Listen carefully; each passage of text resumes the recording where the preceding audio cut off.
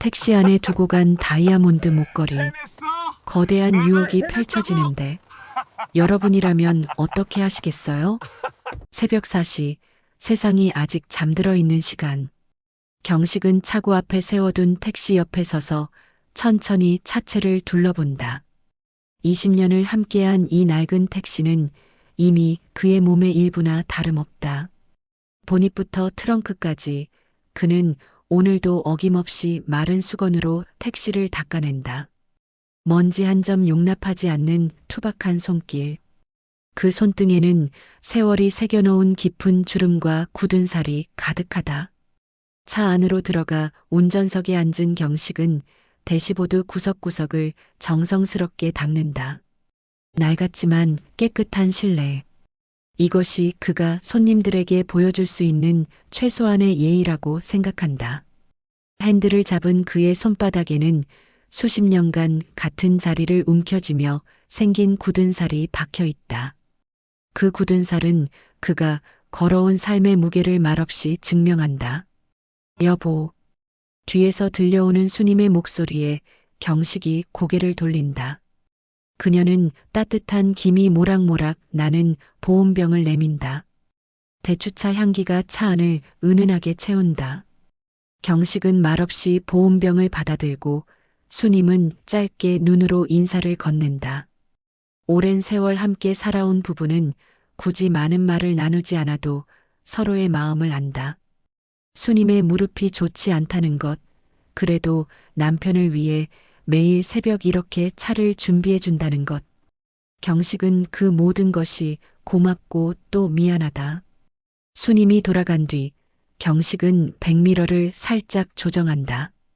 거기 걸린 작은 가족 사진이 눈에 들어온다. 손주들이 활짝 웃으며 찍은 사진. 벌써 7살, 5살이 된 아이들.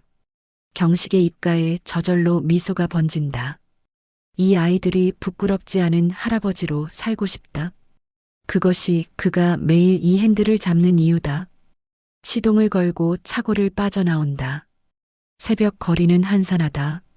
가로등 불빛만이 어둠을 밝히고 있다.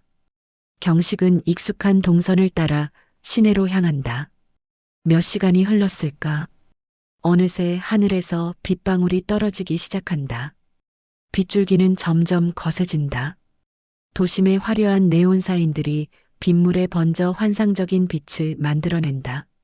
하지만 경식의 택시 안은 그 화려함과는 동떨어진 조용하고 소박한 공간이다. 와이퍼가 규칙적으로 움직이며 빗물을 쓸어낸다. 밤 11시가 넘어갈 무렵 경식의 택시는 도심 한복판의 고급 호텔 정문 앞에 멈춰 선다. 호텔 현관에서 도어맨이 우산을 받쳐들고 한 신사를 안내해 나온다. 고급 정장을 입은 노신사지만 걸음걸이가 위태롭다. 술에 취한 것이 분명하다. 도어맨의 도움을 받아 겨우 뒷좌석에 앉은 노신사는 주소를 간신히 흘러가는 목소리로 알려준다. 성북동 123번지. 경식은 고개를 끄덕이고 출발한다. 백미러로 뒷좌석을 살핀다. 노신사는 창밖을 멍하니 바라보고 있다. 술 냄새가 진동하지만 그 사이로 은은한 고급 향수 냄새가 섞여 있다. 옷매무새를 봐서는 분명 평범한 사람은 아닌 듯하다. 하지만 그 표정에는 어딘가 모를 쓸쓸함이 배어 있다. 경식은 더 이상 묻지 않는다. 손님의 사정은 손님의 것이다. 성북동 주택가에 노신사를 내려준다. 비는 여전히 내리고 있다. 노신사는 비틀거리며 차에서 내려 지갑을 꺼낸다. 그리고 빳빳한 10,000원짜리 한 장을 경식에게 건넨다. 고생하시네. 짧은 한마디. 하지만 그 안에는 진심이 담겨 있다. 경식은 조심스럽게 돈을 받아들고 고개를 숙인다. 안녕히 들어가십시오. 노신사의 뒷모습이 빗속으로 사라진다. 경식은 잠시 그 모습을 바라보다가 다시 핸들을 잡는다. 오늘도 무사히 하루를 마무리하는 중이다. 핸들 위에 굳은 살이 다시 한번 제자리를 찾는다. 자정이 넘어서야 경식은 마지막 손님을 내려주고 집으로 향한다. 오늘도 긴 하루였다. 허리가 뻐근하고 어깨가 무겁다. 신호대기 중에 고개를 좌우로 돌려 목을 풀어본다. 빗소리가 차창을 두드리는 소리만이 고요한 밤을 채운다. 집 근처 골목에 차를 세우고 시동을 끈다. 경식은 습관처럼 뒷좌석을 점검하기 위해 뒤를 돌아본다. 혹시 손님이 놓고 간 물건은 없는지, 쓰레기는 없는지 확인하는 것이 그의 일과다. 실내등을 켠다. 그때 뒷좌석 바닥에 뭔가 작은 것이 보인다. 파란색 벨벳 상자. 경식은 몸을 뒤로 돌려 손을 뻗어 상자를 집어든다. 손바닥에 쏙 들어오는 크기. 무게감이 제법 있다. 고급스러운 촉감이 손끝으로 전해진다. 뭐지? 경식은 잠시 망설이다가 조심스럽게 상자를 연다. 그 순간 그의 숨이 멎는다. 실내등 아래에서 차갑고도 찬란하게 빛을 발하는 다이아몬드 목걸이. 경식은 보석에 대해 잘 알지 못하지만 이것이 범상치 않은 물건이라는 것쯤은 안다. 빛을 받은 다이아몬드는 수천 개의 별빛처럼 반짝인다. 심장이 빠르게 뛰기 시작한다. 경식은 황급히 상자를 닫는다. 그리고 주위를 둘러본다. 골목은 한산하다. 아무도 없다. 빗소리만이 차 안을 가득 채운다. 손이 떨린다. 경식은 상자를 조수석에 내려놓고 한참을 멍하니 그것을 바라본다. 대시보드 위에는 아내 수님이 쓰던 낡은 무릎 보호대가 놓여 있다. 몇 년 전부터 무릎이 좋지 않아 병원에 가야 한다고 했지만 돈이 없어 차일피일 미루고 있는 수님. 그 무릎 보호대와 눈앞의 다이아몬드 목걸이가 번갈아 경식의 시야에 들어온다. 이거 하나면 생각이 꼬리를 문다. 이것 하나면 수님의 무릎 수술을 할 수 있을 것이다. 아들의 공방도 도와줄 수 있을 것이다. 손주들에게 좋은 것도 사줄 수 있을 것이다. 경식은 무의식 중에 주머니에서 휴대폰을 꺼낸다. 떨리는 손가락으로 검색창에 다이아몬드 목걸이 가격이라고 입력하려다가 멈춘다. 아니지. 그는 휴대폰을 도로 주머니에 넣는다. 고개를 저으며 눈을 감는다. 하지만 목걸이의 찬란한 빛이 눈을 감아도 잔상처럼 남아있다. 빗줄기가 더욱 거세진다. 차창을 때리는 빗소리가 마치 경식의 불안한 심장 박동처럼 들린다. 쿵쾅쿵쾅. 경식은 핸들을 꽉 움켜쥔다. 익숙한 굳은 살의 감촉. 이 손으로 20년을 정직하게 살아왔다. 단 한 번도 손님의 물건을 탐낸 적이 없다. 하지만 오늘은 다르다. 이건 너무 큰 유혹이다. 경식은 다시 목걸이 상자를 집어든다. 열어본다. 다이아몬드가 또다시 빛을 발한다. 이 작은 상자 안에 든 것이 자신의 가족 모두의 미래를 바꿀 수 있다. 아내의 고통을 덜어줄 수 있다. 아들의 꿈을 지켜줄 수 있다. 찾으러 오지 않으면 어떡하지? 나는 그저 주운 것뿐인데. 변명 같은 생각들이 머릿속을 스친다. 경식은 상자를 꽉 쥔다. 손바닥에서 땀이 배어나온다. 차 안은 침묵으로 가득하다. 빗소리마저 멀게 느껴진다. 오직 경식의 거친 숨소리와 작은 벨벳 상자의 존재감만이 무겁게, 너무나 무겁게 공간을 채운다. 실내등 불빛 아래 경식의 그림자가 뒷좌석 시트에 길게 드리워진다. 손은 여전히 떨리고 마음은 흔들린다. 이 작은 상자 하나가 경식의 20년 정직한 삶 전부를 시험대에 올려놓았다. 경식은 시동을 다시 건다. 집으로 들어가야 하는데 발이 떨어지지 않는다. 대신 그는 핸들을 돌려 텅 빈 도로로 차를 몰고 나간다. 새벽 1시가 넘은 시각, 거리는 한산하다. 목적지도 없이 그저 달린다. 강변북로로 접어든다. 한강의 검은 물결이 차창 너머로 흘러간다. 빗줄기는 여전하고 와이퍼는 쉴 새 없이 움직인다. 좌우좌우. 그 리듬이 경식의 흔들리는 마음과 닮아 있다. 이거 하나면 혼잣말이 새어나온다. 조수석에 놓인 파란 벨벳 상자가 눈에 들어온다. 경식은 다시 그것을 본다. 이거 하나면 수님이 수술하고도 남겠지. 애들 등록금도 낼 수 있고. 아들의 얼굴이 떠오른다. 가구 공방을 시작한 지 3년째. 아직 제대로 된 주문 하나 받지 못하고 있는 아들. 매일 먼지를 뒤집어 쓰고 나무를 깎고 다듬지만 손님은 오지 않는다. 그 답답한 현실 속에서도 꿋꿋이 버티는 아들이 기특하면서도 안쓰럽다. 이 목걸이만 있으면 아들의 공방 월세도 재료비도 걱정 없을 텐데. 경식은 고개를 흔든다. 라디오를 켠다. 심야 사연 프로그램이 흘러나온다. 어떤 택시기사의 사연이다. 손님이 놓고 간 지갑을 찾아주고 받은 작은 사례금으로 딸의 생일 케이크를 샀다는 이야기. DJ가 감동했다며 칭찬한다. 청취자들의 따뜻한 댓글이 이어진다. 정직한 분이시네요.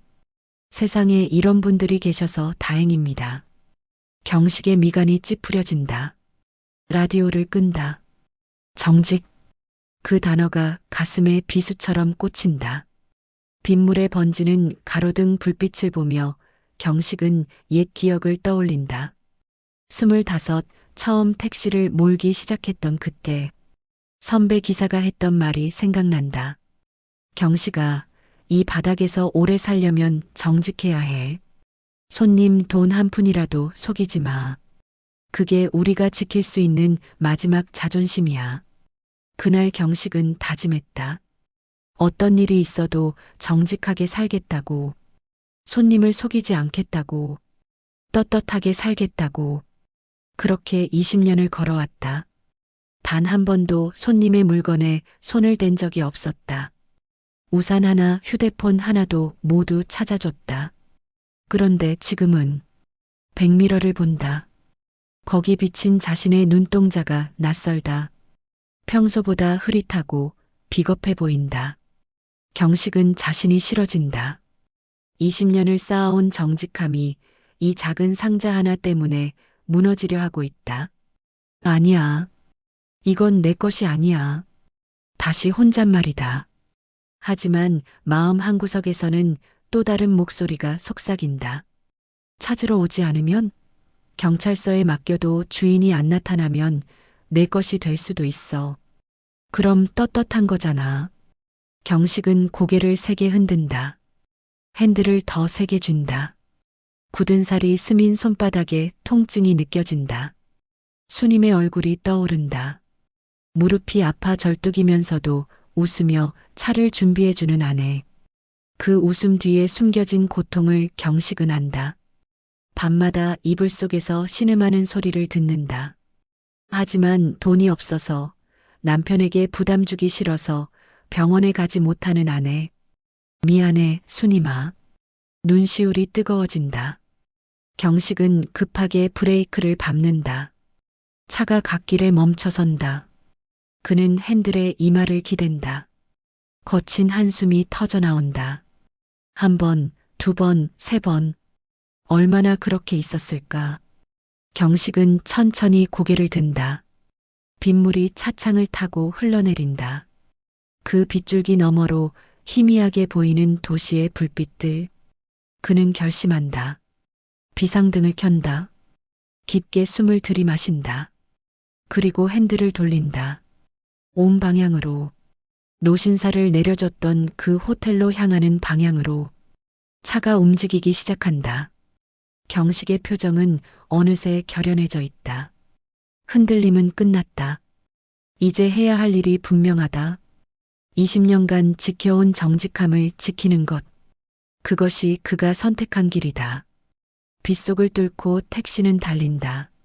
새벽 2시 경식의 택시는 호텔 정문 앞에 멈춰선다. 비는 여전히 내리고 있다. 경식은 파란 벨벳 상자를 주머니에 넣고 차에서 내린다. 빗물이 그의 어깨를 적신다. 호텔 로비로 들어서는 순간 경식은 눈앞의 광경에 발걸음을 멈춘다. 로비 한복판, 대리석 바닥에 무릎을 꿇고 앉아 있는 노신사. 아까 그 손님이다. 고급 정장은 구겨져 있고 얼굴은 창백하다. 노신사는 넋이 나간 사람처럼 바닥만 훑고 있다. 양손으로 바닥을 더듬으며 무언가를 찾고 있다. 어디 갔어? 어디에? 노신사의 떨리는 중얼거림이 들린다. 호텔 직원 2명이 옆에서 난처한 표정으로 서 있다. 손님을 함부로 대할 수도 없고 그렇다고 이대로 둘 수도 없는 상황이다. 경식은 천천히 노신사에게 다가간다.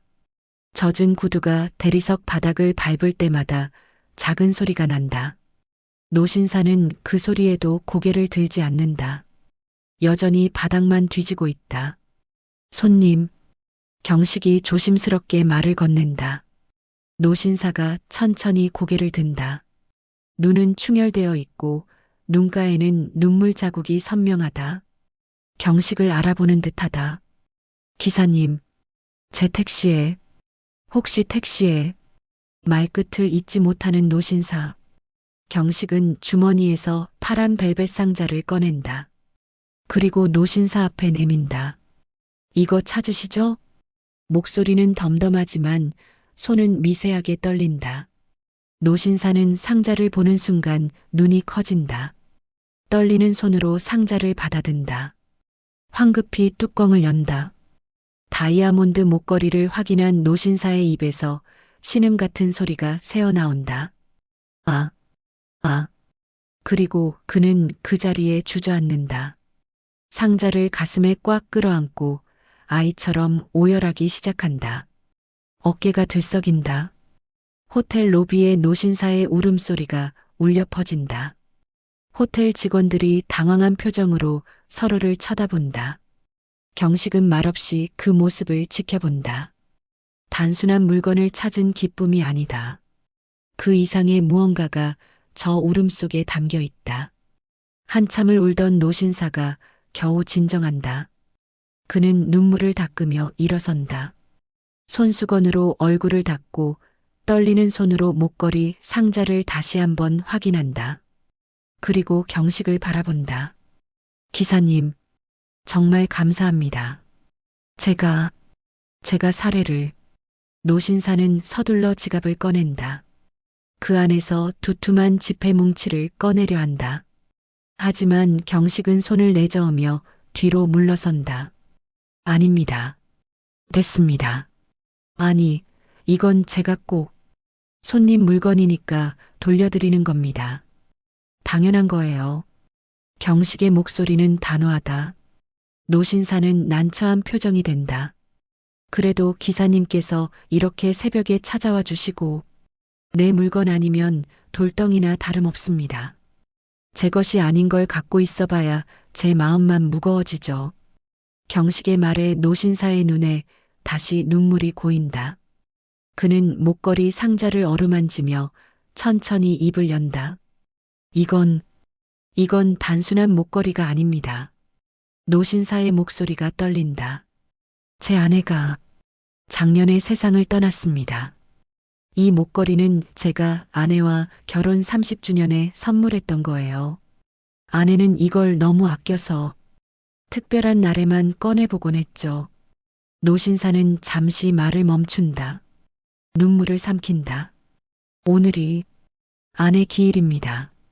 저는 이걸 들고 아내 산소에 다녀왔어요. 그리고 돌아오는 길에 술을 마셨죠. 너무 마음이 아파서 정신을 차려보니 없어진 겁니다. 이걸 잃어버렸다는 게 아내를 또 잃어버린 것 같아서 더 이상 말을 잇지 못한다. 경식의 가슴이 먹먹해진다. 그는 아무 말도 하지 못한다. 노신사는 천천히 경식에게 다가온다. 그리고 경식의 젖은 어깨를 두 손으로 감싼다. 기사님, 정말 고맙습니다. 기사님은 제 마음을 찾아주신 겁니다.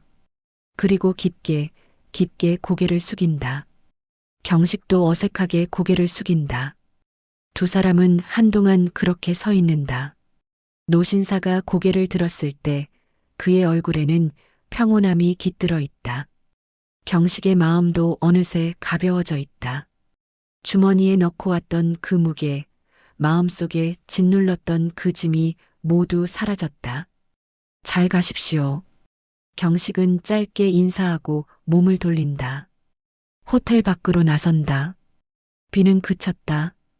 하늘에는 구름 사이로 별이 보인다. 일주일이 지났다. 경식은 여전히 새벽 4시에 일어나 택시를 탔고 수님이 준비해준 대추차를 마시며 하루를 시작한다. 그날 밤의 일은 누구에게도 말하지 않았다. 수님도 아들도 모른다. 경식은 그저 평소처럼 핸들을 잡고 거리를 달릴 뿐이다. 오후 2시쯤 경식은 아들의 공방 근처를 지나다 들르기로 한다.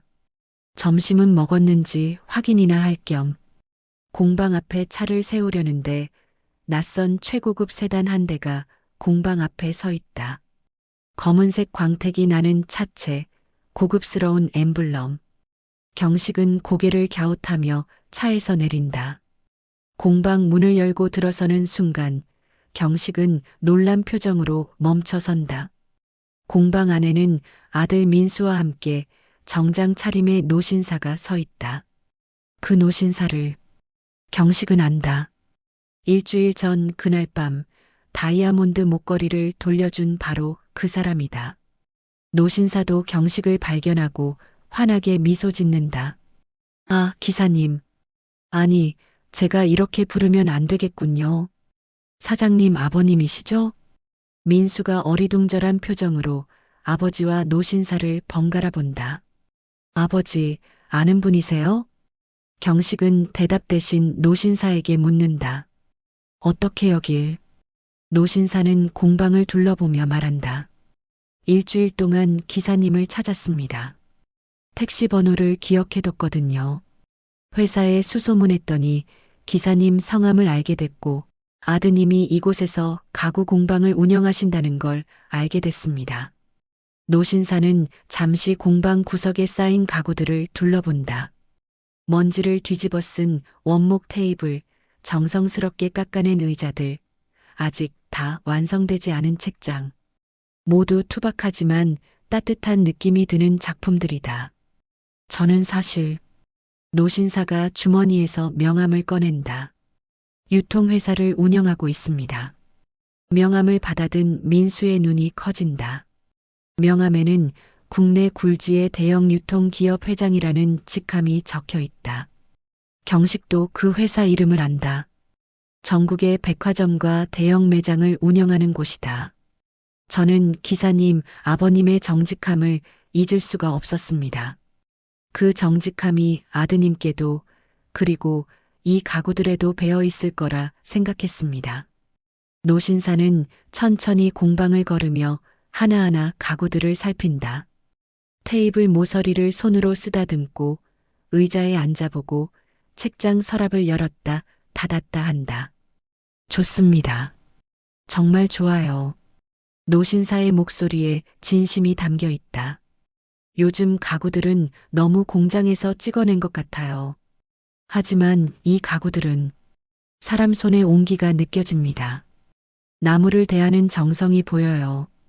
민수는 얼떨떨한 표정으로 서 있다. 3년 동안 아무도 알아봐 주지 않던 자신의 가구를 누군가 이렇게 칭찬해 주다니. 노신사가 비서에게 손짓하자 비서가 서류 가방에서 서류 한 뭉치를 꺼낸다. 저희 백화점 메인층에 새로운 편집숍을 오픈할 예정입니다. 거기에 아드님의 가구를 입점시키고 싶습니다. 서류를 펼쳐 보이는 노신사. 그것은 정식 입점 계약서다. 민수의 손이 떨린다. 이건 정말 제가 물론 실력이 없다면 제안하지 않았을 겁니다. 저는 사업가니까요. 하지만 아드님의 가구에는 진정성이 있습니다. 그리고 그 진정성의 뿌리는 노신사는 경식을 바라본다. 아버님의 정직함에서 온 것이겠죠. 민수는 서류를 받아들고 눈물을 글썽인다. 믿을 수 없다는 표정이다. 경식도 가슴이 뭉클하다. 감사합니다. 정말, 정말 감사합니다. 민수가 깊게 고개를 숙인다. 노신사는 부드럽게 미소 지으며 민수의 어깨를 토닥인다. 열심히 하십시오.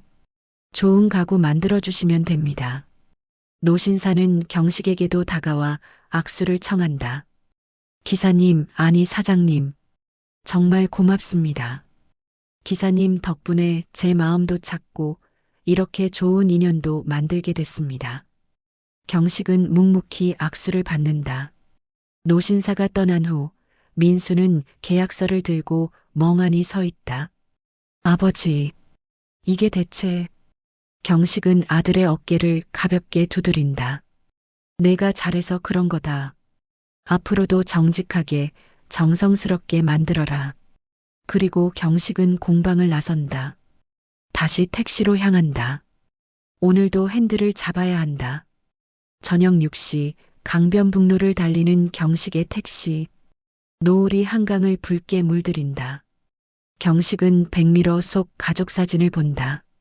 손주들의 환한 웃음. 그 웃음이 오늘따라 더 밝게 느껴진다. 오늘도 무사히. 경식은 작게 중얼거리며 핸들을 쥔다. 익숙한 굳은 살의 감촉. 20년을 지켜온 정직함. 그것이 결국 가장 아름다운 꽃을 피웠다. 택시는 노을 속으로 천천히 달려간다.